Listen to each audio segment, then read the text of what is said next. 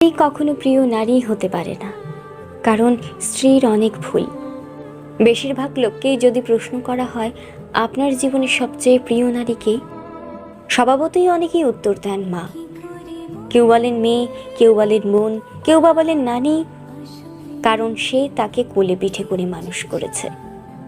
এমন অনেকগুলো সম্পর্কের কথাই উঠে আসে, খুব অবাক লাগে। একজন মানুষও উত্তর দেন না তার বউ তার সবচেয়ে প্রিয় নারী। আসলে বাঙালিদের সমস্যা, বউকে ভালোবাসি বললে মান সম্মান চলে যাবে, লোকে বউ পাগল বলবে, বউয়ের কাছে ছোট হয়ে যাবে, অথবা বাকি পুরুষদের সামনে হেডাম কমে যাবে।